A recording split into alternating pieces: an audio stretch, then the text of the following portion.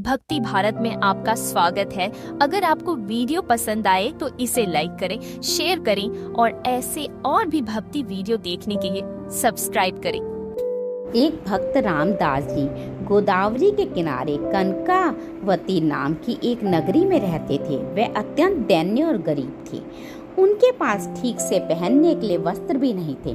वह रोज का रोज कमाकर अपने परिवार का भरण पोषण करते थे और आए हुए अतिथि का आदर सत्कार करते थे। उनको सत्संग से बड़ा प्यार था। वह केवल भगवत आश्रित थे। उनके पास और कोई संपत्ति नहीं थी। वह दूसरों के फटे पुराने जूते ठीक करने का काम करते थे। वो सत्संग में सबसे पीछे जाकर बैठते। जो बात समझ में आई नहीं तो बस सुनते रहते और जब भगवान के नाम का कीर्तन होता तो नाचने लगते। एकांत में वो कभी कभी हृदय से पुकार उठते, हे हरि मैं जैसे तैसे तेरो। इसके अलावा उन्हें और कुछ नहीं आता था। वो एकदम भोले भाले बकते। वह पंक्ति, हे हरि मैं जैसो तैसो तेरो, उनको इतनी अच्छी लगी कि वो निरंतर इस पंक्ति को गुनगुनाते रहते।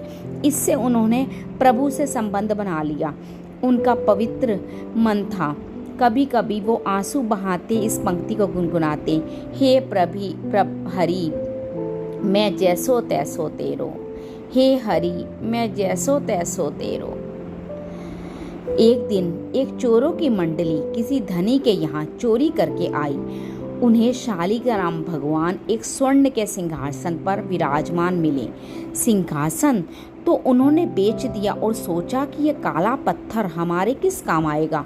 उन्होंने देखा कि रामदास जी एक पत्थर पर अपने औजारों की धार तेज कर रहे थे। वे चोर उनके पास आए और कहा कि अगर तुम हमें नए जूते दे दो तो हम तुम्हें ये चिकना पत्थर दे देंगे। ये तुम्हारे औजार घिसने के काम आएगा।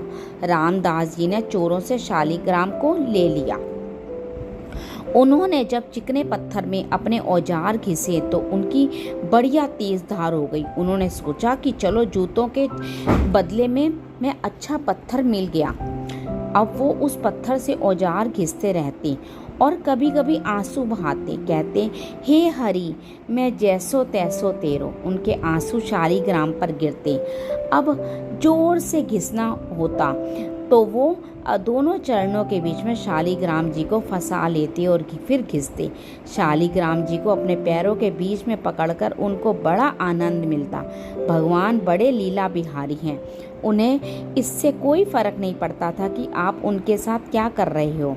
एक दिन कोई पंडित ने अपनी पादुका ठीक कराने आए। जब उनकी दृष्टि रामदास जी के काले पत्थर पर गई तो उन्होंने देखा कि वह शुभ चिन्हों से युक्त था और उस पर चक्र का चिन्ह बना हुआ था। वह समझ गए कि ये तो साक्षात शालिग्राम जी हैं। ब्राह्मण ने कहा, तुम्हारी बुद्धि मारी गई है, यह तुम क्या कर रहे हो? रामदास जी ने कहा, अपने पत्थर से अपने औजारों की धार बढ़ा रहा हूँ। ब्राह्मण समझ गए कि यह मूढ़ आदमी है, इससे क्या बात करें। उन्होंने कहा, तुम्हें जितने रुपए चाहिए मैं तुम्हें दे दूंगा, वह पत्थर मुझे दे दो। उसने सोचा कि अब इसे क्या समझाएं कि ये स्वयं भगवान है, इसके क्या समझ में आएगा जब इसकी ऐसी हालत है कि शालिग्राम भगवान को अपने पैरों में रखता है। रामदास जी ने कहा, ये पत्थर तो मेरे बड़े काम में आया, लेकिन आपकी इच्छा है तो ले जाइए। मैंने इसके ना पैसे दिए थे ना ही आपसे कोई पैसा लूँगा।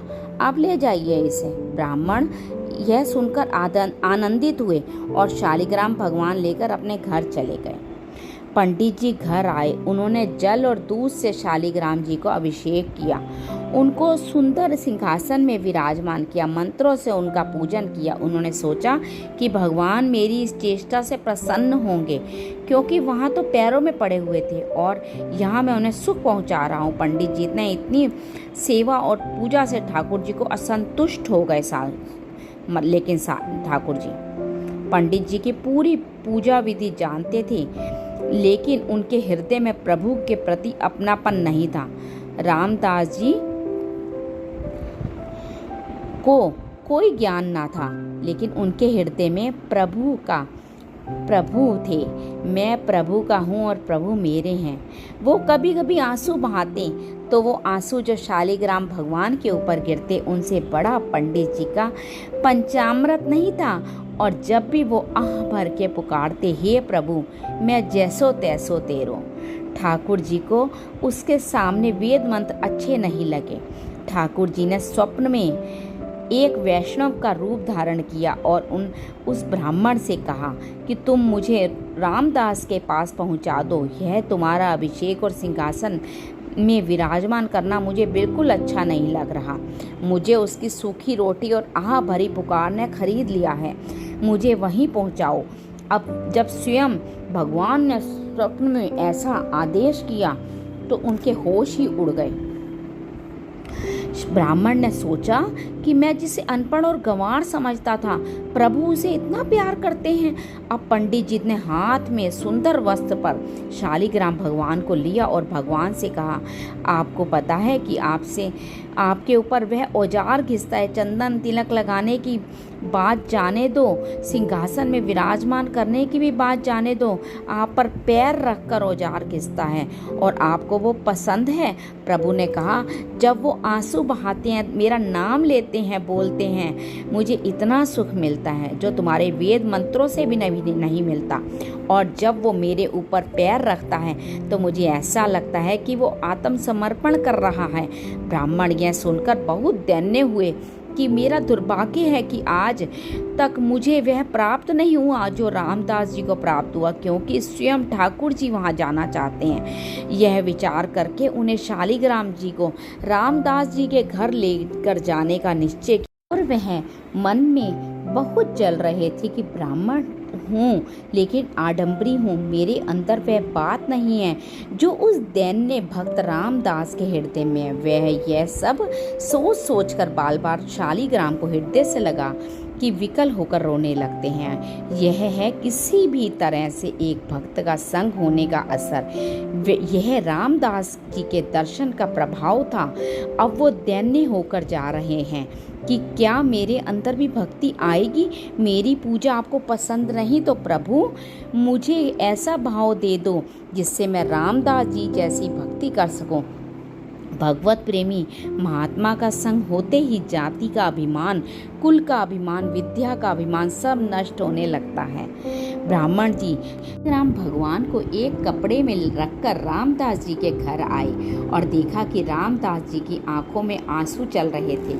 उन्हें तो होश उड़ गए। बार बार मुख से निकल रहा था, हे हरि मैं जैसो तैसो तेरो। उनके कपड़े फटे और पुराने हैं, शरीर बहुत दुबला पतला, क्योंकि खान पान की उचित सामग्री उनके पास नहीं है। उनको बस एकांत में बैठकर बार बार प्रभु का पुकारना अच्छा लगने लगा। उसको यह भी पता नहीं था कि यह भक्ति है।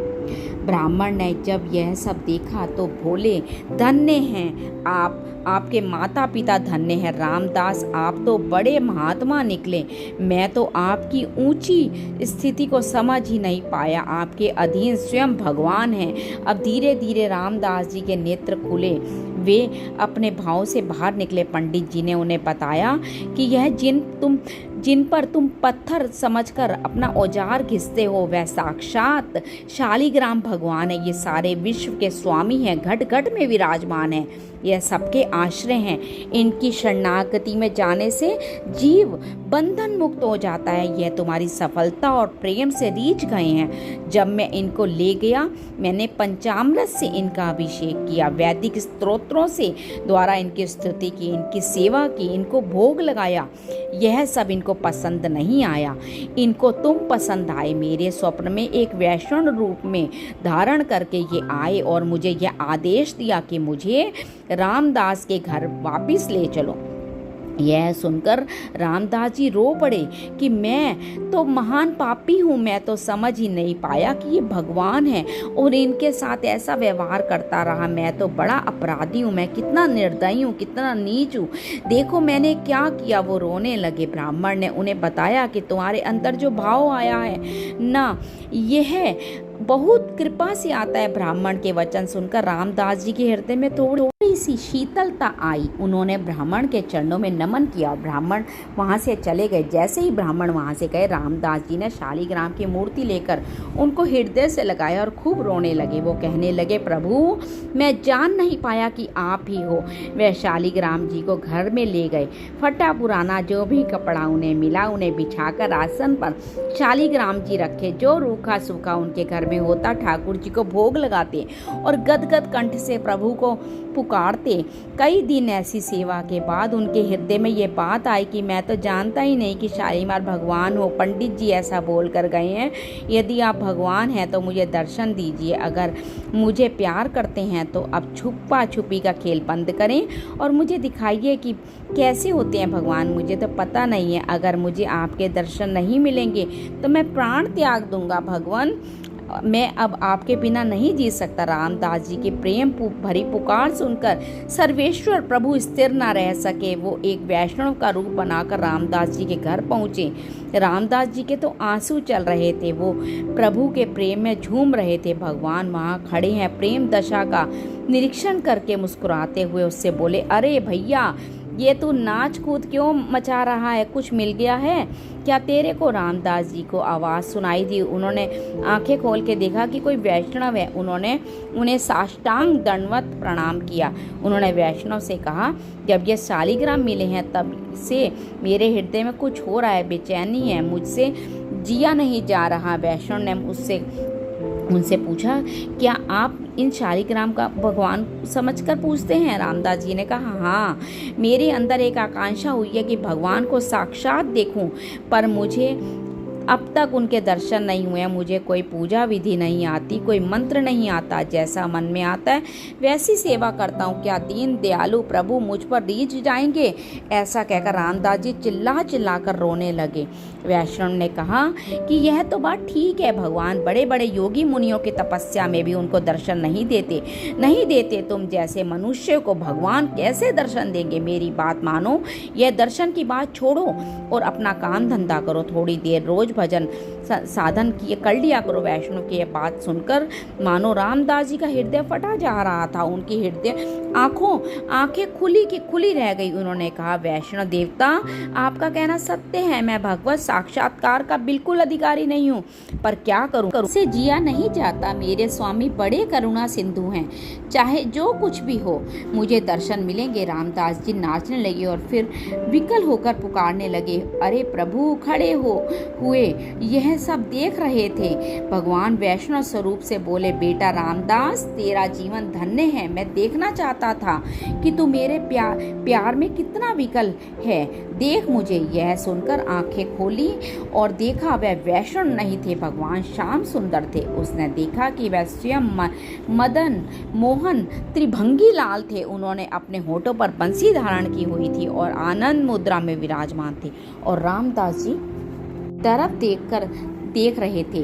प्रभु का सुंदर रूप देखकर वो आनंद समुद्र में डूब गए कि अभी तक मुझसे भगवान ही बात कर रहे थे। भगवान वैष्णव जनों से रोज मिलते हैं। आप भी पहचानना, किसी न किसी रूप में आकर वो ठिठोलियां करते हैं। किसी न किसी रूप में आकर वे अपने भक्तों से रोज मिलते हैं। रोज परीक्षा करें, पकड़ें उनको, कहीं किसी रूप में प्रभु तो नहीं आए हैं, मैं कहीं चूक तो नहीं गया। एक दिन वो पकड़े जाएंगे। वह करुणा का समुद्र है, वह रुक नहीं सकते, वे आपके पास हैं। वो रोज आपको दुलार करते हैं। जिस दिन ऐसी विकलता आ जाएगी उस दिन वो पर्दा हटा देंगे और आपको वैसा ही सुख मिलेगा जैसे रामदास को मिला था। देव ऋषि नारद जी कहते हैं कि भगवत प्राप्ति के लिए जरूरी नहीं है कि उच्च कुल में जन्मे हो, वेदों का पारंगत विद्वान हो, तपस्वी हो या बड़े दानी हो।